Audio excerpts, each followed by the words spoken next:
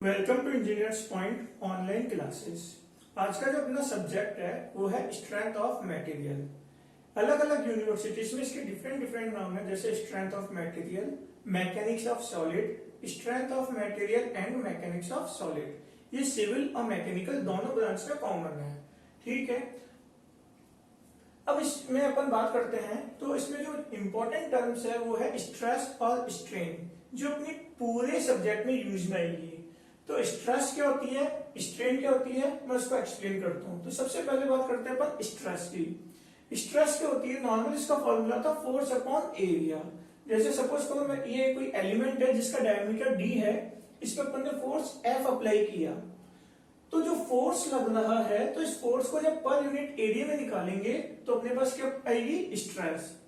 Normally इसकी definition होती है the internal resisting force offered by body per unit area when we apply any external force on body। जब अपन किसी body के ऊपर एक्सटर्नल फोर्स लगाते हैं तो बॉडी क्या करेगी, उस फोर्स को रोकेगी, उसका विरोध करेगी, इसका रेजिस्ट करेगी। तो जो फोर्स है उसको जब अपन पर यूनिट एरिया में निकालेंगे तो आपके पास आएगी स्ट्रेस। जो इंटरनल फोर्स होता है वो एक्सटर्नल फोर्स के बराबर ही होता है, इसीलिए मैंने यहाँ पे F लिखा है जो अपन ने एक्सटर्नल लगाया है। ठीक है, इसके बाद बात करते हैं अपन स्ट्रेन की। स्ट्रेन क्या होती है, जब आपने किसी बॉडी पे फोर्स लगाया, ठीक है, तो उसके अंदर स्ट्रेस तो डेवलप हो ही गई। इसके अलावा क्या होता है कि उसके कुछ डायमेंशन में चेंज होता है। ठीक है, जैसे सपोज करो ये जो मेंबर है इसकी लेंथ मैंने L ली, जब आपने फोर्स F लगाया तो इसकी लेंथ में डेल्टा L का इंक्रीमेंट हो गया, यानी कि इसकी length L plus delta L हो गई। तो कितने से चेंज हो गई, डेल्टा L से इंक्रीमेंट हो गया। तो जो स्ट्रेन होती है, स्ट्रेन की डेफिनेशन क्या होती है, it is defined as the ratio of change of length to the original length. क्या होती है definition, change of length to the original length, यानी कि डेल्टा L अपॉन L। जब अपन ने फोर्स लगाया तो इसकी लेंथ में कितना चेंज हुआ, डेल्टा L, और इसकी ओरिजिनल लेंथ कितनी थी, L। ठीक है, यहां तक बात समझ में आ गई। जो स्ट्रेस होती है इसकी यूनिट क्या होती है, इसका फॉर्मूला था फोर्स अपॉन एरिया। तो फोर्स की यूनिट क्या हो सकती है, न्यूटन या किलो न्यूटन, और एरिया की यूनिट क्या हो सकती है, mm square, centimetre square, metre square. तो अभी मैंने फोर्स को न्यूटन और एरिया को mm स्क्वायर से रिप्रेजेंट किया, यानी स्ट्रेस की यूनिट क्या हो गई, न्यूटन पर mm स्क्वायर। ठीक है, इसके बाद बात करते हैं अपन स्ट्रेन की। तो स्ट्रेन का रेशियो फॉर्मूला क्या होता है, डेल्टा L अपॉन L, यानी कि ऊपर भी लेंथ है नीचे भी लेंथ है, तो इसकी कोई भी यूनिट नहीं होगी, डायमेंशन लेस है। इसके बाद अपन बात करेंगे हुक्स लॉ की। तो हुक्स ने क्या किया, स्ट्रेस और स्ट्रेन में एक रिलेशन दिया। According to Hooke's law, Hooke's के अकॉर्डिंग क्या होता है, जो स्ट्रेस होती है वो स्ट्रेन के प्रोपोर्शनल होती है। Stress is directly proportional to strain under elastic limit. Elastic limit क्या होती है, जब अपन मेंबर पे कोई फोर्स लगाते हैं और उस फोर्स को रिमूव कर लेते हैं तो मेंबर वापस से अपनी ओरिजिनल पोजीशन में आ जाता है। उस लिमिट को अपन बोलते हैं इलास्टिक लिमिट। तो जो अकॉर्डिंग टू हुक्स लॉ है उसके अकॉर्डिंग क्या होती है, जो स्ट्रेस होती है वो स्ट्रेन के प्रोपोर्शनल होती है। ठीक है, स्ट्रेस को अपन ने किससे रिप्रेजेंट किया, सिग्मा से। स्ट्रेन को अपन ने किससे किया, ई से, स्मॉल ई से। जब अपन इसको बैलेंस करते हैं, इक्वल करते हैं, तो ये हो जाता है sigma equal to E dot capital E. E क्या है, स्ट्रेन, सॉरी ई क्या है, स्ट्रेन, सिग्मा क्या है, स्ट्रेस, और ई यहां पे कहलाएगा यंग्स मॉडुलस। क्या कहलाता है, यंग्स मॉडुलस। इसका एक और नाम है मॉडुलस ऑफ इलास्टिसिटी।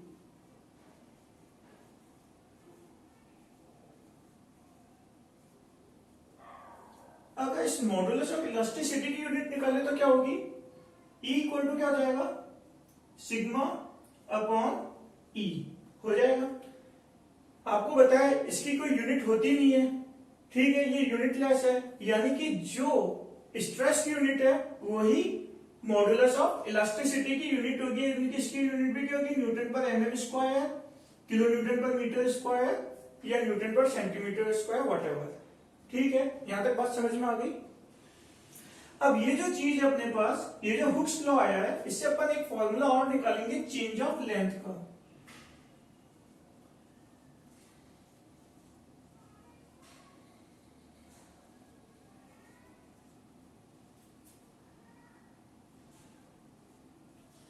ये काफी इंपॉर्टेंट फॉर्मूला है चेंज ऑफ लेंथ का, क्योंकि जो पूरी यूनिट है, अपने जो पहला पार्ट है यूनिट, उसमें ऑलमोस्ट क्वेश्चन जो है वो इसी फॉर्मूले के ऊपर बेस्ड है, चेंज ऑफ लेंथ के ऊपर। तो चेंज ऑफ लेंथ कैसे निकालेंगे, देखो इस फॉर्मूले को मैं वापस से यहां पे लिख लेता हूं।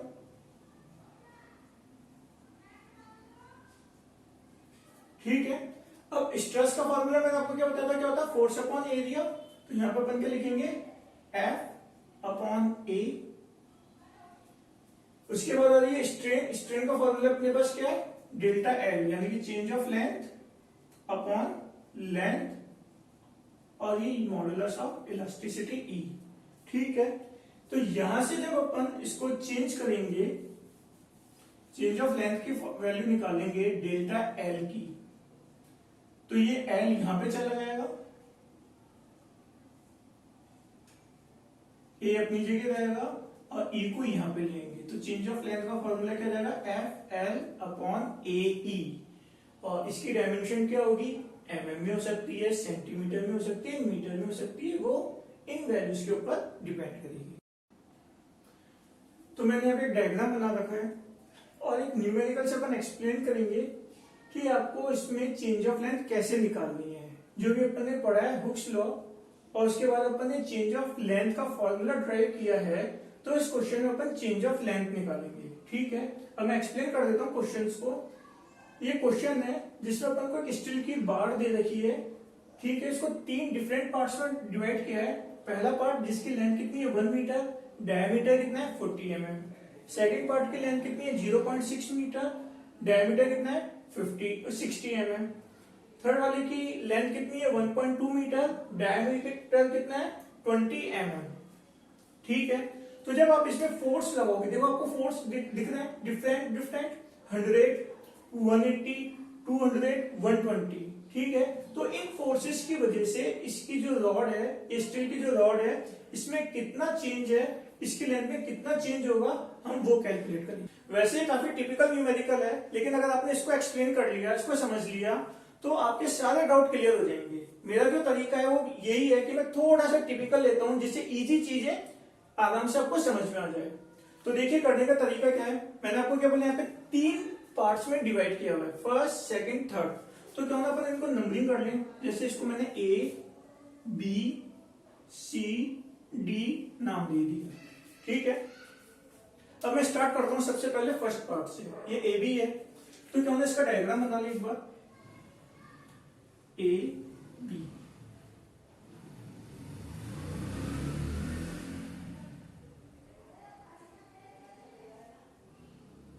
इसकी लेंथ है 1 मीटर,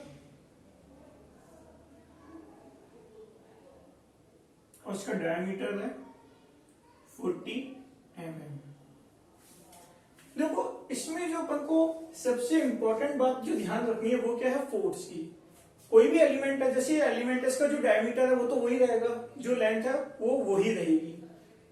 जो प्रॉब्लम आएगी आपको वो आएगी फोर्स कैलकुलेट करने में। तो इसका बिल्कुल सिंपल तरीका है, क्या करना है, जैसे मैंने लिया ए बी पार्ट, तो मैं क्या करूं, मैंने यहां से स्टार्ट किया, तो मैं बी को भूल जाता हूं, केवल ए तक ही देखता हूं। तो आपको कितने फोर्स दिख रहा है, only 100 kilo Newton, 100 kilo Newton. तो यहां पे भी अपन क्या करेंगे, 100 किलो न्यूटन लिखेंगे। क्लियर। अब इसका एरो इधर की तरफ है, यहां पे भी एरो इधर, तो इधर भी एरो इधर की तरफ आएगा, यानी कि टेंसाइल खींचने वाला एरो। जो एरो इधर होगा उसी टाइप से एरो इधर होगा। अगर एरो अंदर की तरफ है तो दोनों तरफ अंदर आएंगे, बाहर है तो बाहर की तरफ आएंगे। इधर 100 किलो न्यूटन फोर्स है, तो इधर भी कितना आएगा 100 किलो न्यूटन। अब आप पूछ लोगे इधर 100 तो इधर 100 कैसे। जब वो क्वेश्चन खत्म होगा, इसका सॉल्यूशन हो जाएगा, तब आपको पूरी बात समझ में आ जाएगी। तो करें स्टार्ट। अब मैं निकालूंगा चेंज ऑफ लेंथ। तो अभी अपन ने चेंज ऑफ लेंथ का फॉर्मूला क्या ड्राइव किया था, एफ एल अपॉन ए ई। ठीक है, तो एफ यानी कि फोर्स, फोर्स कितना लग रहा है 100 किलो न्यूटन। तो देखो यहाँ पे सारी डायमेंशन को अपन को चेंज करना पड़ेगा न्यूटन और एमएम में, ठीक है।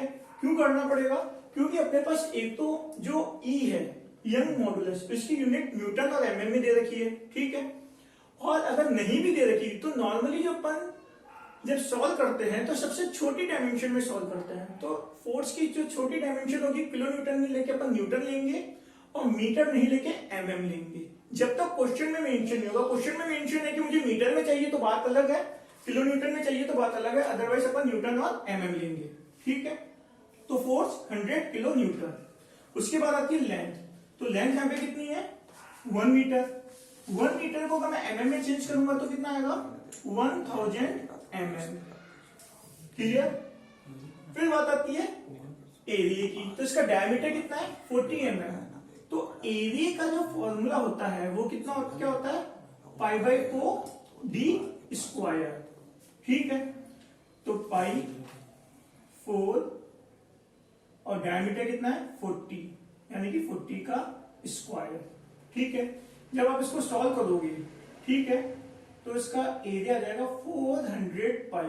अभी मैं पाई के फॉर्म में रख रहा हूं, आप लोगों के पास कैलकुलेटर होते हैं, आप कैलकुलेट कर सकते हो। 400 पाई।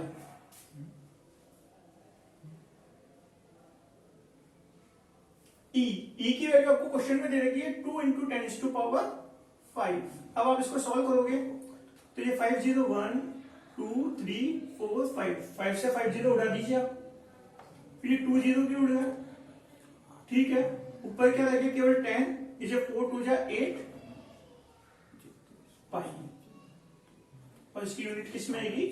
एमएम में। क्लियर? यहां तक बात समझ में आ गई। अब अपन चलेंगे नेक्स्ट पार्ट पे। नेक्स्ट पार्ट क्या है? B C. तो मैं वापस से डायग्राम बना लेता हूं।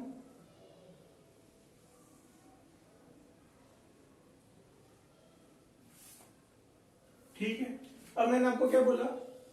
बात आती है फोर्स की। तो पहले मैंने ए बी लिया, अब मैं क्या ले रहा हूं? B C. तो सी को भूल जाओ, केवल बी तक देखो। अब आपको कितने फोर्स दिख रहे हैं? 2 फोर्स, 100 एंड 180। दोनों की डायरेक्शन क्या है? अपोजिट। 100 इस डायरेक्शन में जा रहा है और 180 इस डायरेक्शन में जा रहा है। जब दोनों की डायरेक्शन अपोजिट होगी तो आप क्या करोगे? आप डिफरेंस लोगे। बड़ा वाला फोर्स कौन सा है? 180। स्मॉल वाला कौन सा है? 100। इनका डिफरेंस कितना आ गया? 80 किलो न्यूटन, ठीक है। और एरो किसका लेंगे? ऑब्वियसली बात है जिसका फोर्स ज्यादा है। दो जने एक दूसरे को खींच रहे हैं, तो कौन खींचेगा? जो ज्यादा फोर्स लगाएगा वो दूसरे को अपनी तरफ खींच लेगा, यानी कि डायरेक्शन किधर रहेगी? जिसका फोर्स ज्यादा है। इसलिए अपन 180 की डायरेक्शन के साथ चलेंगे। तो 180 की डायरेक्शन कैसे आ रही है? अंदर की तरफ, इसलिए मैंने इसकी डायरेक्शन अंदर की तरफ लगा दी, ठीक है। इधर 80, तो इधर भी मैंने क्या बोला? 80 ही आएगा, ठीक है। वापस अपन इसकी लेंथ कितनी है? 0.6 मीटर और इसका डायमीटर कितना है? 60 mm। तो चेंज ऑफ लेंथ जब आप निकालोगे तो फॉर्मूला तो लिखा हुआ है FL/AE। यहां पे फोर्स कितना आ रहा है? 80 किलो न्यूटन को वापस से न्यूटन में चेंज करेंगे। L यानी कि लेंथ कितनी है? 0.6 मीटर। इसको आप mm में चेंज करोगे तो कितनी जाएगी? 600। A एरिया, जब आप इसका एरिया कैलकुलेट करोगे तो एरिया क्या होता है? π/4d²। इसका डायमीटर कितना है? 60 का स्क्वायर करोगे, आप सॉल्व करोगे तो आ जाएगा 900 पाई। तो मैं यहां पे कितना लिख देता हूं? 900 पाई। और E की वैल्यू आपको क्वेश्चन में कितनी दे रखी है? 2 × 10⁵। वापस से 1 2 3 4 5, ये 5 0 कैंसिल, ये 1 0 से 1 0 कैंसिल, ये 2 से 3 टाइम्स कैंसिल, और ये 3 से 30 टाइम्स कैंसिल, ठीक है। और भी अपन चाहें तो कट कर सकते हैं, ये 4 टाइम्स और ये 15 टाइम्स। तो 4/15 पाई इन mm में, ठीक है। ये आ गया सेकंड पार्ट। आपको बात समझ में आ गई? फोर्स कैसे कैलकुलेट करना है?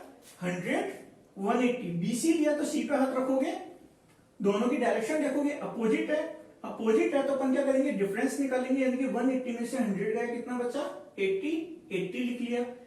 एरो की डायरेक्शन 180 वाला ज्यादा है तो 180 वाली डायरेक्शन लेंगे, इसकी डायरेक्शन अंदर आ रही है इसलिए मैंने डायरेक्शन अंदर ले ली, इधर अंदर तो इधर भी अंदर की तरफ। चले आगे, अब बात आती है सीडी पार्ट की।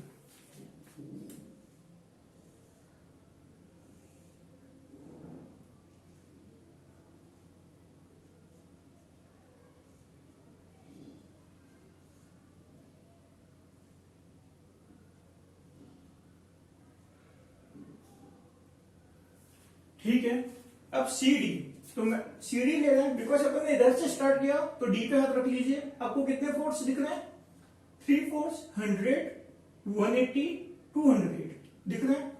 अब आप क्या करोगे, 200 और 100 इन दोनों की डायरेक्शन कैसी है, सेम डायरेक्शन है, ठीक है।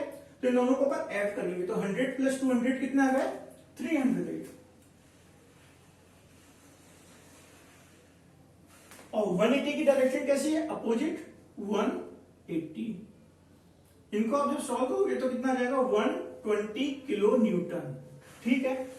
और एरो कौन सा लेंगे, जिसकी डायरेक्शन, जिसका फोर्स या जिसका मैग्नीट्यूड ज्यादा है, तो 200 प्लस 100 यानी कि 300 जो है वो 180 से ज्यादा है, और इनकी जो डायरेक्शन है वो किधर की तरफ आ रही है, बाहर की तरफ, इसलिए अपन ने एरो बाहर की तरफ लगा लिया। तो 300 में से 180 गए, कितने बचे, 120। अगर इधर 120 तो इधर भी कितना आएगा, 120 किलो न्यूटन। तो जैसे मैंने न्यूमेरिकल के स्टार्टिंग में बोला था कि इधर 100 है तो इधर 100 कैसे, अब आप देख लीजिए। अगर मैं यहां से स्टार्ट करता तो मेरे समझाने का तरीका वही होता, मैं क्या बोलता कि आप डी पे हाथ रखिए, सी पे हाथ रखिए, आपको क्या दिखेगा, 120। देखिए 120 इधर आ रहा है और 120 इधर, तो इधर भी 120। अपने सॉल्व किया ना, इधर से 120 आया। फिर मैं बोलता इधर से स्टार्ट कीजिए, तो 120 और 200 इनका डिफरेंस कितना आ रहा है, 80। यहां पे भी डिफरेंस कितना आ रहा है अपने पास, 80। ठीक है, तो आप इधर से स्टार्ट कीजिए या उधर से स्टार्ट कीजिए, कहीं से भी कीजिए, आपका आंसर जो है वही आएगा, ठीक है। चले आगे, अब यहां पे अपन लेंगे delta L3 change of length. Formula आपको पता ही है क्या होता है, FL अपॉन AE। तो यहाँ पे फोर्स कितना लग रहा है, 120 किलो न्यूटन। अब तो आपको पता चल ही गया होगा, किलो न्यूटन को न्यूटन में चेंज करने के लिए अपन क्या करते हैं, 1000 से मल्टीप्लाई। लेंथ आपके पास है मीटर में, मीटर को mm में चेंज करने के लिए भी अपन क्या करते हैं, 1000 से मल्टीप्लाई। एरिया, एरिया क्या होता है, π/4 d स्क्वायर। इसका डायमीटर कितना है, 20। यानी कि जब आप इसको सॉल्व करोगे तो कितना आ जाएगा, 100 पाई। और E की वैल्यू कितनी है, 2 × 10⁵ आगे का समझ में आता है आप लोगों को। अब वापस से वही 0 से 0 उड़ाते हैं अपन, 1 2 3 4 5, ये 5 0 कैंसिल आउट, और ये 6 टाइम्स, ये 3 और ये 5, तो आपके पास कितने बचे, 312 36 अपॉन 5 पाई। एक बार वापस से देख लेते हैं, 1 2 3 4 5, 5 0 से 5 0 कैंसिल आउट, 1 0 1 0 यहां से कैंसिल आउट, ये 6 टाइम्स है, 5 टाइम्स, ठीक है, और ये 3 टाइम्स, ठीक है। तो 36 अपॉन 5 पाई, ये भी mm में। तो आपसे पूछा था find change of length in given diagram, तो अब आपको पूरे डायग्राम की चेंज ऑफ लेंथ निकालनी है। तो आपने क्या किया, इंडिविजुअल पार्ट्स के निकालिए। तो टोटल चेंज अपन कैसे निकालेंगे, मैं यहां पे लिख के बता रहा हूं, डेल्टा L यानी कि टोटल चेंज ऑफ लेंथ क्या होगी, delta L1 plus delta L2 plus delta L3, यानी कि अपन तीनों को ऐड कर देंगे तो अपने पास फाइनल चेंज ऑफ लेंथ आ जाएगी। लेकिन इस पूरे क्वेश्चन में जो ध्यान रखने वाली बात है वो क्या है, ये वाला फोर्स कैसा था, टेंसाइल बाहर की तरफ, यानी कि इसके लेंथ में इंक्रीमेंट हो रहा है, ठीक है। इसके आगे हम T लिख देंगे। ये वाला फोर्स, इसमें क्या लग रहा है, कंप्रेसिव, ठीक है, यानी कि इसकी लेंथ में क्या हो रहा है, डिक्रीमेंट हो रहा है, इसकी लेंथ में कमी आ रही है। यहाँ पे अपन क्या लिख देंगे, C कंप्रेसिव। और यहाँ पे भी अपने पास क्या हो रहा है, फुल फोर्स लग रहा है, यानी कि टेंसाइल फोर्स, इसकी लेंथ में क्या हो रहा है, इंक्रीमेंट। यहाँ पे भी हम क्या लिख देंगे, T। तो आपको ध्यान क्या रखना है, T वाली चीज अपन प्लस में लेंगे और जहां पे C आएगा उसको अपन क्या करेंगे, माइनस में। यानी कि जब चेंज ऑफ लेंथ निकालेंगे तो डेल्टा L कितनी होगी, 10 अपॉन 8 पाई, यहां पे लेंगे अपन -n, क्योंकि कंप्रेसिव है ना, इसकी लेंथ में कमी आ रही है। 4/15 पाई, इसकी लेंथ में इंक्रीमेंट हो रहा है, यानी कि +10, 36/5 पाई। तो आप लोगों के पास कैलकुलेटर होगा, आप लोग इसको सॉल्व कर लेना, आपका आंसर। तो ठीक है, हम नेक्स्ट न्यूमेरिकल करते हैं। A steel tie rod 50 mm in diameter and 2.5 meter long is subjected to a pull of 100 kilonewton। Question में क्या दिया गया है कि आपके पास एक टाई रॉड स्टील की है जिसका डायमीटर कितना है 50 mm। इसका डायमीटर कितना है अपने पास 50 mm, और लेंथ कितनी दे रखी है आपको क्वेश्चन में 2.5 मीटर। सब्जेक्टेड टू ए पुल, यानी कि इस पे पुल फोर्स लग रहा है जिसकी वैल्यू कितनी है 100 किलो न्यूटन। तो यहां तक डायग्राम समझ में आ गया, क्योंकि क्वेश्चन में आपको डायग्राम गिवन नहीं है, क्वेश्चन को रीड करके आपको डायग्राम बनाना है। A steel tie rod 50 mm in diameter and 2.5 meter long subjected to a pull of 100 kilonewton। ठीक है, अब आपको इसमें कैलकुलेट क्या करना है, calculate the percentage change in extension produced under the same pull by boring the rod centrally for 1.2 metre length. कहने का क्या मतलब है, आपके पास ये कोई रॉड है, जैसे सपोज करो ये रॉड है, अभी सॉलिड है, जिसका डायमीटर कितना दे रखा है 50 mm। आपने इस पे 100 किलो न्यूटन का फोर्स लगाया, ठीक है, तो ऑब्वियसली बात है इसकी लेंथ में कुछ इंक्रीमेंट हुआ होगा। ठीक है, तो पहले तो मैं यहीं तक बताता हूं कि जब अपन ने 100 किलो न्यूटन का फोर्स लगाया तो इसकी लेंथ में कितना इंक्रीमेंट हुआ है, सबसे पहले अपन वो निकालते हैं, फिर आगे का क्वेश्चन देखते हैं। ठीक है, तो जैसे मैंने आपको भी बताया था कि चेंज ऑफ लेंथ का फॉर्मूला क्या होता है FL/AE। ठीक है, अब यहां पर अपने पास फोर्स कितना लग रहा है 100 किलो न्यूटन। तो आपको बताइए कि किलो न्यूटन को न्यूटन में चेंज करने के लिए अपन क्या करते हैं 1000 से मल्टीप्लाई। उसके बाद लेंथ अपन को कितनी तरह की है 2.5 मीटर, यानी कि इसको मीटर mm में चेंज करेंगे तो 1000 से मल्टीप्लाई करोगे तो 2500। एरिया आपको बताया था क्या होता है π/4 d स्क्वायर, तो π/4 d क्या है डायमीटर कितना है आपके पास 50 स्क्वायर इंटू 2 इंटू 10⁵ तो इसकी वैल्यू आएगी 0.637 mm। ठीक है, यहां तक बात समझ में आ गई। अब आपको क्वेश्चन क्या बोल रहा है, क्वेश्चन ये बोल रहा है कि यही रॉड है, मैं वापस से डायग्राम बनाता हूं।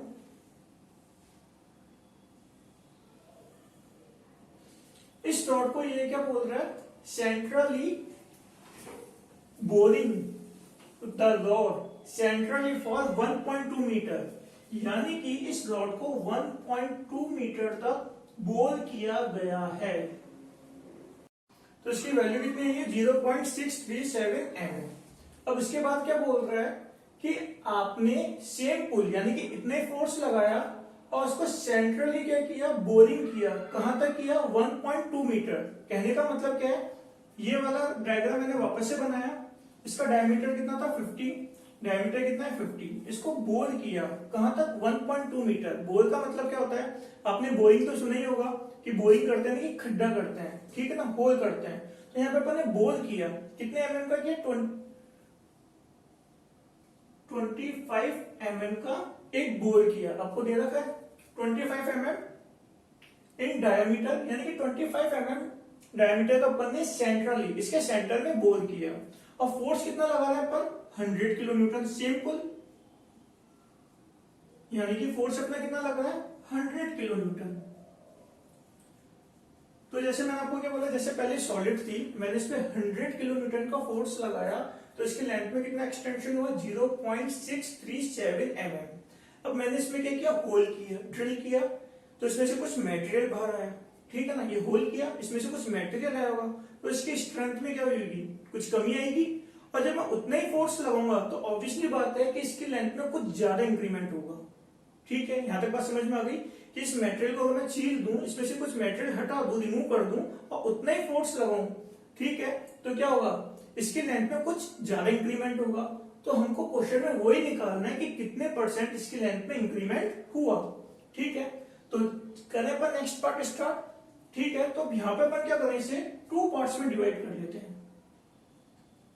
ए बी ये फर्स्ट और बी सी ये सेकंड पार्ट। ठीक है, तो जैसे अपन ने अभी पहले वाले क्वेश्चन में निकाला था चेंज ऑफ लेंथ, तो मैं इसमें भी ये करता हूं डेल्टा L1 का मतलब ए बी पार्ट वाले को मैं ले लेता हूं फर्स्ट पार्ट ए बी, इसमें कितना चेंज होता है। तो फॉर्मूला तो अपना यही रहेगा एफ एल अपॉन ए ई। यहाँ पे एफ कितना लग रहा है अपने पास 100 किलो न्यूटन। देखिए मैंने इससे पहले वाले क्वेश्चन में बताया था कि आप इस टाइप से ए बी ले रहे हो तो बी पे हाथ रखो, तो बी पे हाथ यहाँ पे बिकॉज ए की फोर्स है 100 किलो न्यूटन, तो बी पे हाथ रखोगे तब भी आपको क्या दिखेगा 100, इसलिए आप केवल 100 किलो न्यूटन लोगे, 100 किलो न्यूटन। लेंथ, यहां तक की लेंथ कितनी है, आपको 1.2 मीटर तक बोल करना था। ठीक है, तो 2.5 में से 1.2 है, कितना बचा 1.3, तो यहां से यहां तक की लेंथ कितनी हो गई फर्स्ट वाले के लिए 1.3 मीटर। एमएम में चेंज करेंगे तो कितना जाएगा 1300।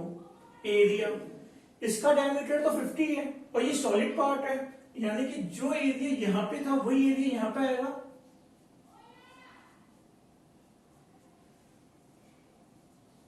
और ई की वैल्यू,